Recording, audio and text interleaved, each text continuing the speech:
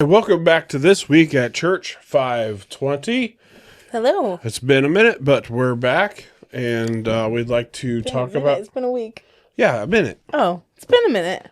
In a minute. In a minute. Like old PBS. Anyway, talk about what happened this last week. The last time that we talked, we covered the fact that Ishbosheth was killed by his servants, so they weren't being very good servants. Nope. They went to David and thought that he would receive it as a good thing, and he said, "Nope, not gonna do it." No, he was not And pleased. actually got rid of them as well. And then David was anointed the third time as a king, and then the king of Tyre said, "Hey, here's some stuff to get you a house." Yes. Right? Let me build you a house, bro. Yeah. And then key takeaways from last week was you are redeemed from adversity. Pride blinds you to reality. And you are on the right path. So this week we're catching up with David. Yeah. He's housed in Jerusalem and doing his thing there, right? But there's something that's missing. What is missing in Israel? I'm assuming a place to worship. Yeah, but I think even more than a place of worship is the actual words of God. And the fact that the ark is still not in Jerusalem. Oh, right. Right? Because if you remember way back in 1 Samuel 7, Eliezer, Eleazar? yeah, he'd get mixed up on his name, was put in charge of watching the ark. Hey, don't move. Yeah. Right? Well, essentially the nation of Israel gets itself figured out. Right? Yes, that is. And it sat there for a very long time. Yeah. Well, David says, "You're coming home." We're coming home. Right? And goes to get it. And they put it on a wagon. They put the ark on a wagon. And they head off. Now, it's coming out of Abinadab's house, which is where it's been for about 20 years. It's a long time. That is a long time to be protecting the word of God, like the ark. Yep. A place where the presence of God comes. Yeah. Right? It's a long time. Yeah. So, anyway, it's coming out. They have an oxen with a cart. They've got the cart. The oxen stumbles. Things shift. Oh. Uzzah, one of the guys that's on the cart, Uzzah. says, Uzzah. Uzzah. Obviously saw it was shifting. Yeah. Grabbed the ark. Yeah. Obviously, you're going to be like, oof, I got you. Don't fall over. Yeah. Which I would have think. The problem is, though, yes, the ark didn't fall, but he did, because he did. He did. And here's the thing. It seems like an honorable thing to be like, oh, no, the ark of the Lord. Save it. And I think in that moment, God was like, I told you don't touch it. Also, I can save myself. Well, more importantly, I'm about to be saving all y'all. Okay, more importantly, that. Right, okay. You have to go back. Let the Bible tell you exactly what's going on, right? So in Exodus 25, it talks about that they're to make poles to transport it. Right. Right? Because it has rings on it. Yeah. And you find out in Numbers, even the people that are in charge of moving said thing from place to place, because they were nomadic people at that time, even they were not allowed to touch the thing. Right? They had to use the poles or they would die. And that's not just the ark. That's all of the most holy things within the tabernacle. Oh. So it was like cloth. Well, yeah, between you and the high if priest, you're picking it up. The high priests were to put everything essentially in satchels, and then they would run poles through it like curtains, right? And then that's how they would carry those things from place to place, Got it. including the ark. Yeah. Right? Well, that So- part I saw pictures of on the flannelgram Well, in yes. elementary school. So Yes. But all of those most holy things, those ceremonial things, got put together in the same way as that they were not to be touched, that Okay. they were to be essentially slung in fabric, Yeah. and poles were to be run through, and this specific family group within the Levi tribe was to carry all of the things, sure. right? I'm saying, like, you're probably, as it's tipping, you're thinking, I know I'm not supposed to touch it, but maybe it'll be okay. I don't think he even because thought that. He was just like, I'm going to save it. It's going to fall. And then, boom, dead. Yep. It was like, But doop, into Abraham's bosom. He was like, oh, shoot, I touched it. on the other part, like, the poles were to never be removed. He could have grabbed a pole.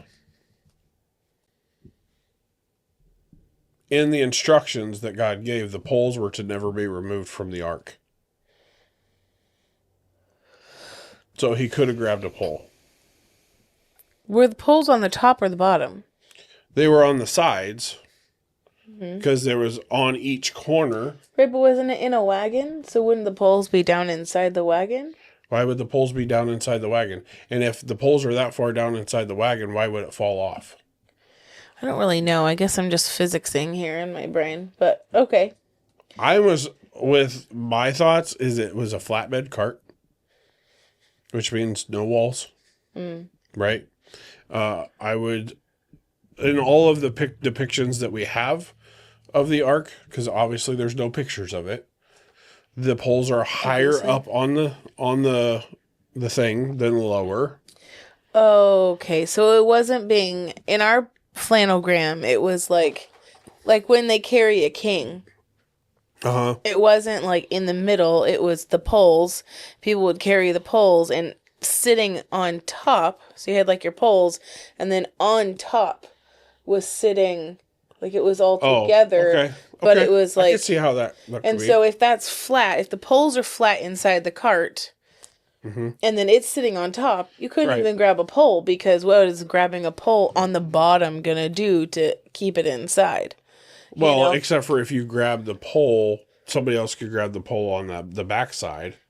Well, you would have to, both of you, lift it at that point. No, because you could just grab it. If it's sliding, you wouldn't have to lift. You just have to stop it from sliding. Oh, I was just thinking like it was going like this, and so it was like leaning out of the cart. So you would have to push your hand on it to stop it from falling out of the cart. I think we're overanalyzing this. Probably. But at the same time, like if it's a flatbed cart, if it's sliding, you stop it on the pole, stop it on the other side of the pole, it's fine. Did it say sliding or tipping? It just said that the ox stumbled, and therefore he put his hand on it. So it doesn't When even I think say. stumble, I think like boo boo boo boo boo, but then stuff is going this way, not shh shh. It said he stuck. It's not on the back of the oxen. It's on a cart. Yeah, I know. It would still shift side to side. Yeah, unless they were like stumble, and then it would be just like boop, top heavy, fall over. Maybe. Anywho, let's move on. That is maybe. not the point of this entire Sunday. No, it's not the point of this entire Sunday, but Yeah. it is important to like talk these things through because we all have pictures in our head of what things looked like or what we were told, Yeah. or image of the way some things looked like. So it's very important to talk these things through. But I think we're getting a little caught in the minutia Yeah. of like whatever happened. Well, the he touched the it thing and died. stumbled. He touched it. He wasn't supposed to. He wasn't following orders, much like Israel has done all throughout its history. Forever. And so therefore, he got a one-way ticket to the afterlife. So Well, at least at least the temporarily, bosom. right? So after that, David gets very I would say, apprehensive, because he's like, how about you take it over there? And it's actually at another person's house, Obed-Edom, for another 3 months. Oh. And it's sitting there. And rightfully so. I think David would be skeptical of, like, am I doing the right thing? This guy just died. Yeah. I don't want to move forward and mess up. Right. Well, and he's a don't touch it, but also the way that he spoke to people was like, if you're doing something wrong, something's happening. Right. That's bad. So he's like, ooh, he died. Am I not supposed to bring this here? Right. For sure. Is it because he touched it? Because he was just trying to steady it. So maybe it's because it's here. Yeah. And I moved it. But, I mean, also, you're also coming, this is the king that's coming on the heels of a king that lost favor because he didn't do what he was supposed to. Yeah, for real. So, with that, it stayed there for a little bit, but after 3 months, David saw that they were being blessed, that family that got to house the ark. Okay. For those 3 months. And he said, okay, it's time for it to come to town. Yeah. So they went and got it. And here's how I know David was apprehensive about even going and getting it after this family had been blessed for 3 months. Okay. Okay. One, he's wearing the ephod. Oh, he's wearing his special clothes. The priest's special clothes. Yeah, he's... Right? Let's remember what the ephod is, right? It's thing that has the 12 tribes of Judah has the breastplate on it. Has the breastplate on it with the 12 tribes of Judah, but it also has the stones on the shoulders that also have the 12 tribes. Right. Right? And there are many different things, like different depictions, again, because we don't have pictures of it, right? Well, was he wearing the full metal one or just the cloth one? Continue. Sorry. Let me continue. Yes, so sorry. Okay, so there are many different depictions. It just says he's wearing an ephod. Yeah. But we have to look back at when David has had an ephod with him, what does it look like? Because a lot of the depictions is just the breastplate, right? The breastplate with some chains. Yeah. But I've also seen one where it's like a tank top dress or robe, right? Right. That also has a breastplate. Right. Right? So there's some variation there.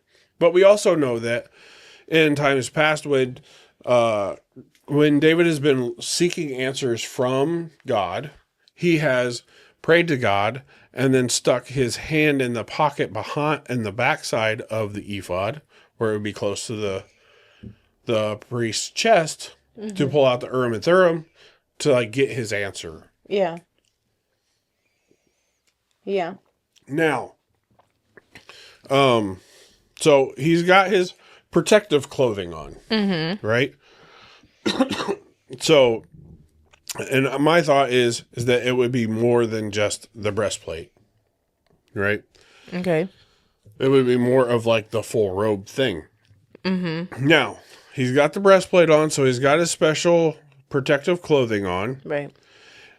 And the guys that are moving said ark get 6 paces and they start celebrating with every kind of instrument, fir wood, stringed, like all the instruments. They start celebrating after 6 paces. Why? And they get a feast ready because they didn't die. Just because they're like 1, 2, 3, 4, 5, 6. Well, it shows that they're on the right path because they went and got it, and they started and they didn't die. Yeah. Right? Because immediately So be like, don't go that way. Boom, dead. Yeah, they're excited. Yeah. Right? Yeah. They're like, okay, it's actually coming. It's fantastic. You know, I very much liken this to like the royal food tester. Oh. Right? Where if the tester didn't die, all the people would be fantastic. But when that food tester takes that first bite, Everybody's with bated breath, just like waiting. Like, how long do we wait to see if he, like, Right. is, how poisonous is this? Right, for sure. Yes. And then once they realized the person was going to live, celebration would commence. Like, woohoo, Right. let's eat. So, and what they did to celebrate was David danced, and they were hooping and hollering and loud trumpet sounds, and they were Having a going at party. it. They were going at it, right? Yeah. Now, here's a part where I want to focus on, because you know about what David's wife's reaction, right, to when he comes into town. So now that they've come past that guy's house, they're celebrating. They're coming into town now, Yes. right? Mm-hmm. And you've seen or heard, excuse me, Excuse you. and I'm sure read the account of David bringing the ark into the city, Yeah. right? And if we're going to go here in the Bible and look, starting in verse 16, now as the ark of the Lord came into the city of David, Michal, Saul's daughter, looked through a window and saw King David leaping and whirling before the Lord. And she despised him in her heart. So they brought the ark of the Lord and set it in its place in the midst of the tabernacle that David had erected. So we know that, so she has despised her husband in the way he's acting, right? Yeah. Twirling, celebrating, right? She's Having a probably good like, time. Stop being so beta. Well, She doesn't not sound- even necessarily that. She doesn't Like sound let's cute. just I was bringing it in today's terms. let's just say that she's not enjoying She's not pleased with his actions. his actions. Like if she's despising it, she must think that he is acting beneath fool. his station, Probably. right? So, and then let's get into their talk, right? Because they actually have words after this about David's reaction, because when David actually goes in and sets up the ark in the tabernacle, he does a couple offerings, and then he blesses the people of Israel, and then he actually gives them a celebration meal. Like every family, or every both women and to the men, to everyone, a loaf of bread, a piece of meat, and a cake of raisins. I mean, maybe he had a box of raisins and he's just like, here's a cake of raisins, because every box of raisins I've ever gotten was a cake of raisins. I'm assuming that's what, like, A it cake of means, raisins, a cake yeah. of raisins. Yeah. Not a cake with raisins in it, but, like, You look so a happy. mashed together, stuck together circle of raisins. Wow. Yeah. I love that for them. Well, either way, they got a celebration meal, right? I'm sure it was delicious in the day. They got a celebration meal. Yes. Good for them, right? And everybody's happy. Except for one person. Right? Let me guess. So David went back to bless his household. Sure. Okay. And let's pick up at the second half of verse 20. And Michal, the daughter of Saul, came out to meet David and said, "How glorious was the king of Israel today, uncovering himself today in the eyes of the maids of his servants, as one of the base fellows shamelessly uncovers himself."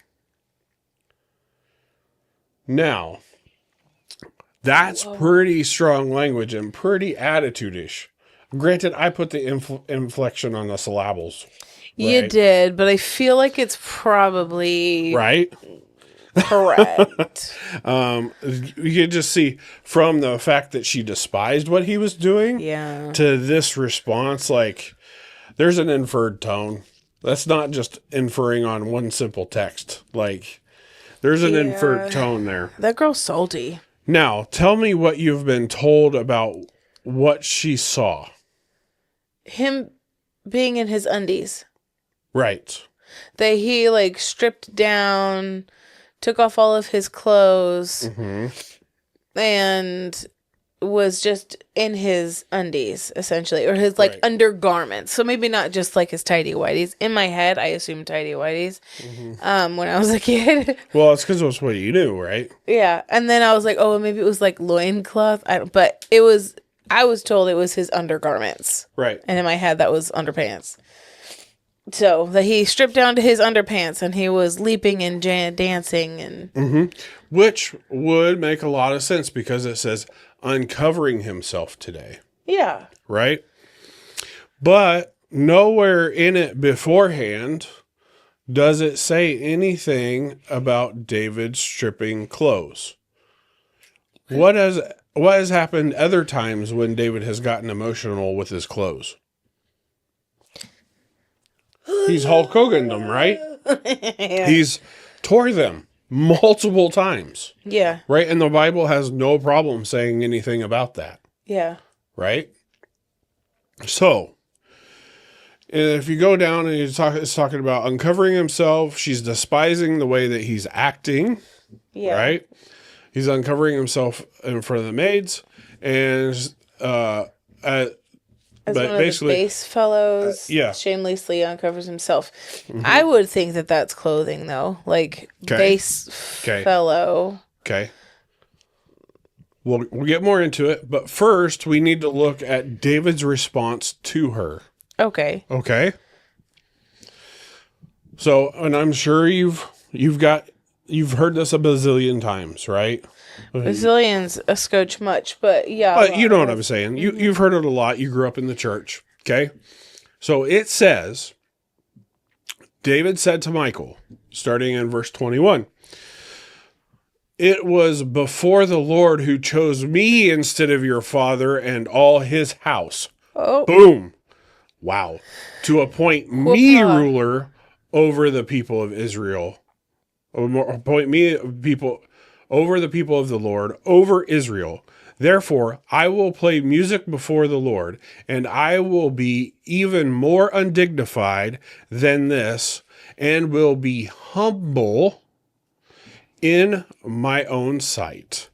But as for the maidservants whom you have spoken, by them I will be held in honor. Does that sound like he's disrobed? no, we were always just told that because he was the king, they honored him regardless what he did. See, but that's not really how it's worded. So that leads to be like he was held in honor because he was honorable, meaning that he would not have disrobed in front of them. So, with that, if you look at his response, right? She's despised him for his actions. She tells him, "Hey, you're acting worthless." And he says, "Hey, God chose me, not your father or any of his family. So back off. And not only that, I will do everything and will become more undignified than this and will be humble in my own sight." Meaning, he's humbling himself before the Lord. He's praising the Lord in a humble manner, which means what? He's denying his station as king. He's not acting stoic. So that's what she was thinking, was that people got to see the undressed version of him Exactly. behind the scenes rather than the king. Right. Because if you go back to the Base Fellows shamelessly uncovers. If you go to the Strong's numbers, those Strong's numbers could also lead you astray a little bit because the main word that comes there is denude. Denude. Like D-E, nude. Right? It's not until you go and look up, because denude is not something that we have in our regular vocabulary. I think unnude, which would mean covered. Well, yes, but okay. but also, like, it's not a regular vocabulary word for us today. No. Yes, one in one sense, it does mean to be naked, but also is to get rid of something or someone's worth. Oh. So in all of this, and the way that she is acting and his response to her, it's more about being You're humble. not acting like a king. Being humble for the Lord. You're not acting as a king, You're right? acting like a fool. And I'm embarrassed. yeah, and he's saying, I will act even more humble. And these people that you think are going to despise me and look down on me because of my actions are actually going to say, that's honorable. See, and that would be like when people think that pastors can't be real because they're not people, the congregation isn't going to look up to them anymore. That is, I mean, an amazing verse to say, like, no, like it is biblical to be real with the people that you lead. So that they also know that, like, you are human too. Right. Well, Jesus was real. Yeah. With people, right? Yeah. Just so he knows all of the things that we go through because he went through all of them. He just didn't do the bad parts. Yeah, right. You know what I'm saying? Right. Like, it's allowing them to see that you can be empathetic with them because you are a real person. Right? And in the better part, it takes you off of that pedestal so they can come to you with their issues. Yeah. Right? Yeah. So I really thought that, and because of her actions, she had no kids. That sucks. Yeah, it does really suck. But I just thought it was really important. You know, you talked about debunking the flannelgrams and like relearning things. Yeah. Right. That we really took a look at this and looked through it because I was just seeing that interaction and I'm just like, nowhere does he say, yes, I got naked, but it's fine. I did it in excitement. Right. Right. And or I was still wearing my underpants. Well, and it doesn't even have to necessarily be that kind of comment. Right. It doesn't need to be that kind of comment. It's just like any other time when you hear about people losing pieces of clothing or tearing, like it very much says it in the Bible. And it didn't say that right here. Right. But it did say he's hooping and hollering and acting like he's really excited, right?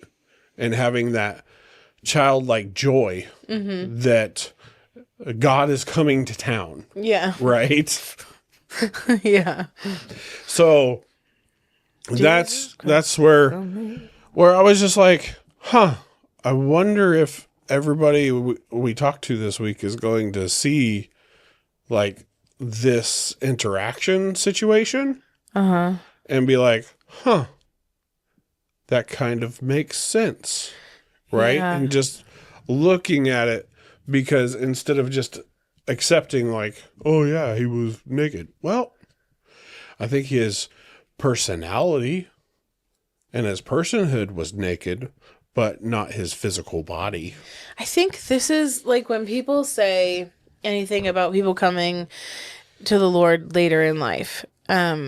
Like, oh, well, I don't have this or that, and I have past, and you were raised in the church, and like I've heard so many people who came to the Lord after life happened, and they're like sad that they didn't come earlier, that they weren't a part of church as a kid, and they had the life that they had with their family and whatnot. Mm-hmm.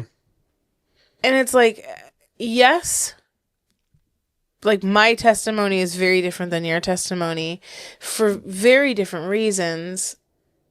Mm-hmm. On top of like how we were raised. Right. And you coming to know who Christ is at 17, It's still and then severely messed up yeah, in my understanding. Right, but like there's a lot of stuff that you didn't get. Like, yes, you didn't get all of the teaching from a young age, and yes, you didn't have like the hope from a young age, and yeah, like there's all those things, but you also didn't get. And it's sad to me that you didn't get flannelgrams, that you didn't get like these little kid things of like understanding God. But then as we're going through the Bible together, it's like, yes, that's great. And I am glad that I made that decision when I was young. Mm-hmm. But you know how like you read something over and over and over, and you have to have somebody else read it because in your mind, your brain switches all of the words to be exactly what it's supposed to be. Right. And it takes someone else to read it to say that you said "and" 2 times in a row. Mm-hmm. But in your brain, you just skip right past it because you know what it's supposed to be. And so I think that's what's so interesting and different and wonderful about the fact that I made a decision early in my life and you made a decision later in life, and then it took you a while to even get to a point of learning. Like, Right. you don't come in with the story already known. Right. And so when you're reading it, you go, I don't understand what you guys are talking about. Why are you saying these things when it doesn't say that? And it's like, well, because that's what we were told. And as adults, you go like, okay, don't believe everything your pastor says, like, or anybody says. You always like go back to the Bible. You always double check it. And so you do that for so much of your life, and you forget, like, just in the unpacking of things. Oh, there's another one.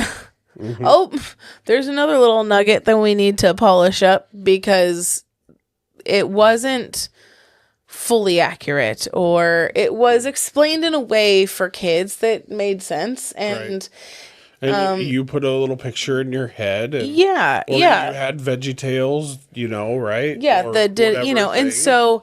And so then to come into as an adult, like, I already have that story in my head, and so it's hard to see the "and" being said 2 times in a row. But you're like, why'd you say "and" twice? Mm-hmm. And I'm like, I didn't. It's always, like, it's correct. And you're like, no, actually, what's happening here? And so it's interesting to see you study, versus like when I study something that I already know, I have to very specifically be like, Lord, make this new to me. Right. Like now I know to say those things. Like, please, like since we started studying a year ago like this, to be like, oh, the flannelgram was a little different. And to now be like, Lord, make things new to me. Like, give me eyes like my husband would have so that I can see what is being said. Like, the exact things that you said with nothing added. Right. With nothing dumbed down for kid or explained in a way that's easy for kid, like however you want to say it. Nothing that, like, adds any flair or anything to make the story work. Like, what did you say? Because what you said was important, because words matter. Right. Yeah. Yeah. Words definitely matter. And it's good, right? Because I am so wanting to, for lack of a better term, be right. Yeah. Right. You want to be correct in your belief and your.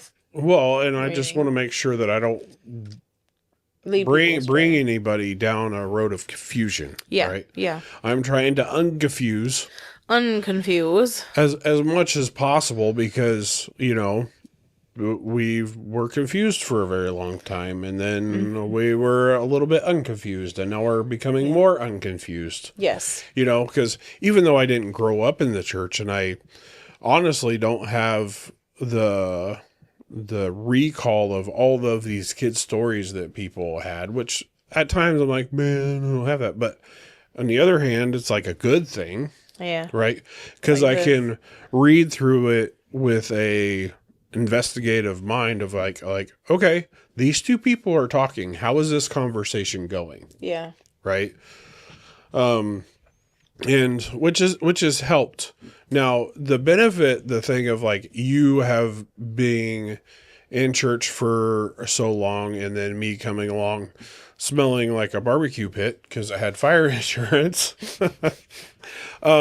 is the fact that you provided a place that allowed me to study and grow. Right. And when I said, I think this, you're like, or when I was like, I think I should be studying. I think I should be doing this. And you're like, yeah, you should. And you allowed me that space and that time to do it. Right. So, which was a really good thing. Right. Yeah. So even though I don't necessarily have the flannelgrams, I get to be the Inspector Gadget now with looking through the Bible. Yeah. And it's been fun. Right. So You look right. Yeah. yeah. Yeah. I have.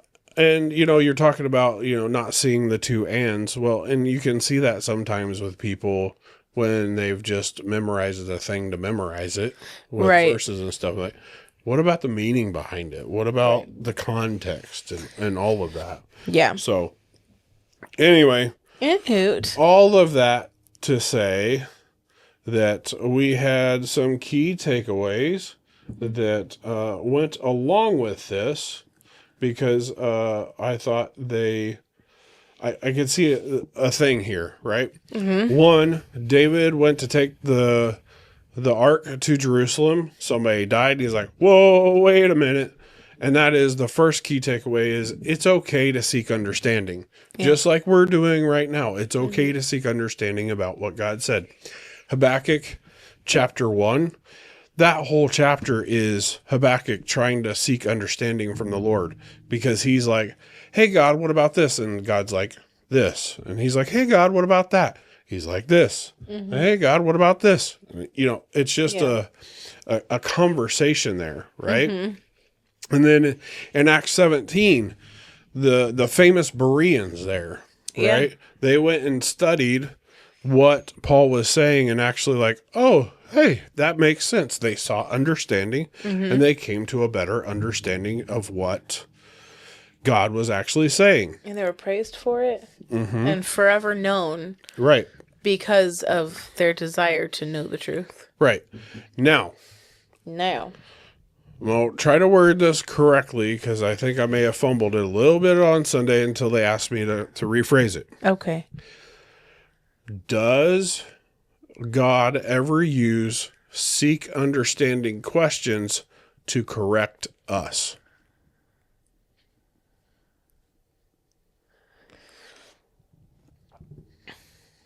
I would think through the Holy Spirit. Yes. Through the Holy Spirit, like, I mean, one, you can be doing something and you feel the Holy Spirit be like, Right. you know, like talking to a cat, like, no, you know, and you're like, oh. Yeah, kind of like that. But then also, like, when you're reading in the Bible and you're like, oh, But what is happening here? my thing is more like kind of a like, are you sure you want to be doing that? Like he's Does God do those? He's like almost asking you a question. Like he's trying to seek understanding, but it's really to get you to see the truth. Oh, like you do for a child. Yes. Yeah. Yeah, for sure. Where do we see that? Specifically for the body of Christ. And it was to the OG of the body of Christ.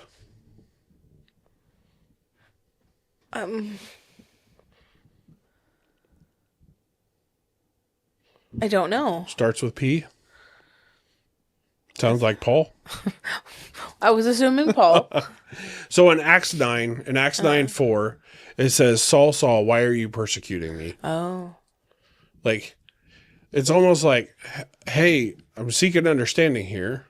Why are you doing this? But it's also to get Saul on the right path. Yeah, to be like, becoming why Paul. exactly are you doing this? Mm-hmm. Right. What? Yeah. Sometimes you just need somebody to ask you what you're doing and be like, I don't know. Mm-hmm. I don't know, but I didn't know that I didn't know, and I was just gonna keep going. Right. Yeah. And the second key takeaway was you will run into those that oppose God. Yeah. Right. And it doesn't always necessarily mean those that say, no, God, get away. Not necessarily like opposed in that manner. Right. It could be something that is like putting your hand on an ark. Right. You weren't necessarily intending to oppose, but the way it came out, it was opposition. Right. Right. Because God told you not to. Mm-hmm. Well, let's take Sarah. Yeah. Abraham and Sarah. Yeah. When the Tres Amigos came and saw them and they had food, right? And he says, Sarah's going to have a baby. And she said, And she says, yeah, right, we're old. huh. And they said, oh. Right? And that was in opposition to what God was saying and was going to do. Yeah. Right? She did make it worse and make it more egregious by like lying that she didn't laugh.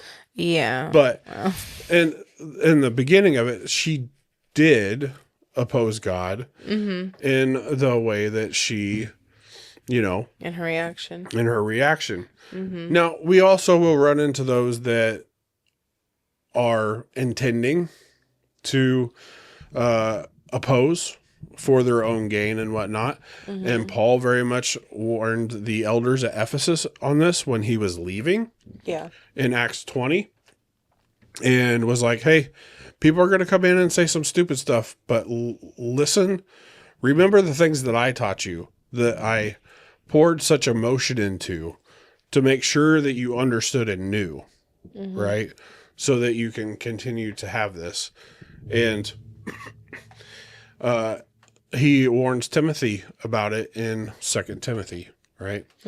So we're going to run into those people and that's okay. Right. One, we need to seek to understand where they're coming from to give them a helping hand in knowing what is actually going on. Yeah. Right. And the last one was stand firm in the faith. And all this, while you're seeking understanding, while you're running into those that oppose God, and sometimes you may have thoughts that oppose. Right. And while you're seeking that understanding, that you stand firm in what you believe, right? But always still learning, right? It's not a seeking like as in like disbelief situation, but stand firm like let God be true and every man a liar. Yeah. Right. So stand firm in that God is true, and then continue to study and continue to work. And Paul, all throughout his letter, says, hey, stand firm. Things are coming, but stand firm. You'll get to the other side. Right? Yeah. So, yeah, that was essentially what we covered this week. That's really good. That's really good. And then we had some food. I don't remember exactly what it was. Taco It was tasty. salads. Oh, taco salads. Yeah. So taco salads, it was great. We had fun hanging out with the fam, and then I also got to fix a car, like Nice. kind of mid-service-ish. Like we talked, I went out and fixed the car, then I came back in, had dinner, right? So, but it was good. We got a car back on the road for somebody, which was nice. Yeah. Yeah, so it was a fun, fantastic week. Yeah. So maybe you have some questions about something that you've always known or learned, Yeah. or Yeah. whatnot. Make sure you comment below. We'd love to hear what that is, and maybe walk with you as you begin to understand it. Yeah. And maybe it's also something that maybe I haven't thought of yet, and would like to study as well, right? And then maybe we could talk about it. Make sure to share the show with everyone you know. Okay. That was funny. Just to get this out there. I'm sure other people also need understanding that is out there. And that's not to say that I have it all figured out, but I'm still working at it. Yeah. Right? Not stopping. And then go ahead and hit that like button. It would mean the world to us, right? It would. Like this little love. Yep, little love. Oh yeah, you're doing the Baby heart. Baby heart. Anyway, thanks for watching, and we will see you next week. Bye. Bye.